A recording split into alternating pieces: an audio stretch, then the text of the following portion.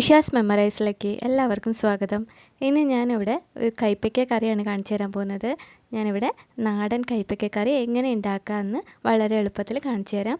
ആദ്യം ഞാനിവിടെ 2 കൈപ്പയ്ക്ക ഇതുപോലെ കട്ട് ചെയ്ത് നന്നായിട്ടൊന്ന് വഴറ്റിയെടുക്കുകയാണ്. ഒരല്പം എണ്ണ ഒഴിച്ചിട്ട്, വെളിച്ചെണ്ണയാണ് ഒഴിച്ചിരിക്കുന്നത്. എന്നിട്ട് ഈ അടുപ്പിലാണ് വെക്കുന്നത്. എന്നിട്ടൊന്ന് ജസ്റ്റ് ഒരു 2 മിനിറ്റ് നന്നായിട്ട് ഇതൊന്ന് വഴറ്റിയെടുക്കുക. ഇനിതാ ചട്ടി വയ്ക്കുകയാണ്. മൺചട്ടിയിലാണ് ഉണ്ടാക്കുന്നത്. ചട്ടി ഒന്ന് ചൂടായി കഴിയുമ്പോൾ ഇതിലോട്ട് വെളിച്ചെണ്ണ ഒഴിച്ചു കൊടുക്കുന്നുണ്ട്. എണ്ണ ഇവിടെ നന്നായിട്ട് ചൂടായിട്ടുണ്ട്. ഇനി ഇതിലോട്ട് 1 ടീസ്പൂൺ കടുക് ഇട്ട് കൊടുക്കുന്നുണ്ട്. ഇനി കടുകൊന്ന് നന്നായിട്ട് പൊട്ടി വരട്ടെ.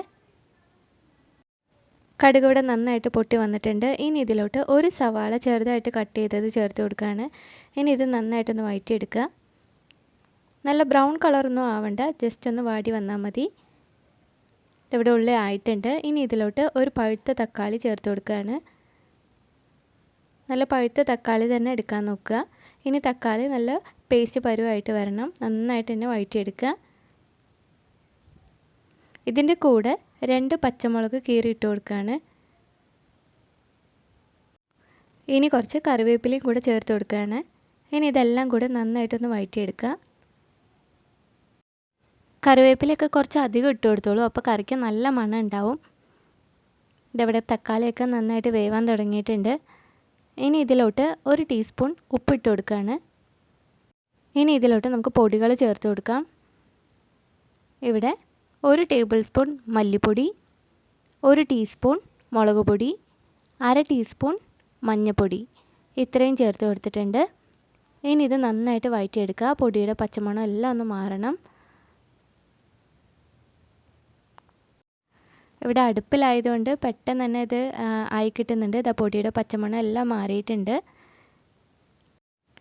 ഇനി ഇതിലോട്ട് പുളിവെള്ളം ഒഴിച്ചു കൊടുക്കുകയാണ്. ഇവിടെ ഞാൻ നെല്ലിക്ക വലുപ്പത്തിലുള്ള പുളി വെള്ളത്തിൽ കുതിരാൻ വെച്ചതാണ്. ആ വെള്ളം ഇതാ ഒഴിച്ചു കൊടുത്തിട്ടുണ്ട്. ഇനി ഇത് നന്നായിട്ടൊന്ന് ഇളക്കി കൊടുക്കുക. ഇനി ഇത് അടച്ചു വെച്ചിട്ട് നമുക്ക് തിളപ്പിച്ചെടുക്കാം. ഇത് തിളച്ചതിന് ശേഷം വേണം നമുക്ക് കൈപ്പയ്ക്ക ഇട്ട് കൊടുക്കാൻ. ഇത് ആദ്യം ഒന്ന് നന്നായിട്ട് തിളക്കട്ടെ. ഇതൊന്ന് നമുക്ക് അടച്ചു വയ്ക്കാം. ഇത് പെട്ടെന്ന് തന്നെ തിളച്ച് വരും. തീ ഇവിടെ നന്നായിട്ട് കത്തുന്നുണ്ട്. അതുകൊണ്ട് പെട്ടെന്ന് തന്നെ ഇതാ തിളയ്ക്കാൻ തുടങ്ങിയിട്ടുണ്ട്. ഇവിടെ നമ്മുടെ കറി ഇത് കണ്ടില്ലേ, നന്നായിട്ട് തിളയ്ക്കുന്നുണ്ട്. ഇനി ഇതിലോട്ട് നമുക്ക് കൈപ്പയ്ക്ക ഇട്ട് കൊടുക്കാം. നമ്മൾ നേരത്തെ വഴറ്റി വെച്ച കൈപ്പയ്ക്ക ഇതാ ചേർത്ത് കൊടുക്കുകയാണ്. ഇനി ഇതൊരു 5 മിനിറ്റ് അടുപ്പിൽ വെക്കണം. ഈ കൈപ്പയ്ക്കൊക്കെ നന്നായിട്ട് വെന്ത് വരണം. ഈ പുളിൻ്റെ ടേസ്റ്റും എല്ലാം മുളക് പൊടിൻ്റെയും മഞ്ഞൾപ്പൊടിൻ്റെയും ഒക്കെ ടേസ്റ്റ് ഈ കൈപ്പയ്ക്കയിലോട്ട് ഇറങ്ങണം. അതുകൊണ്ട് ഒരു 5 മിനിറ്റ് ഇങ്ങനെ വെച്ചിട്ടുണ്ട്.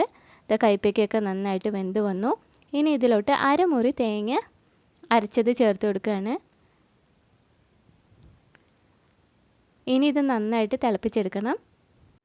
നമ്മുടെ നാടൻ കൈപ്പയ്ക്ക കറി ഇവിടെ റെഡിയായി കഴിഞ്ഞു.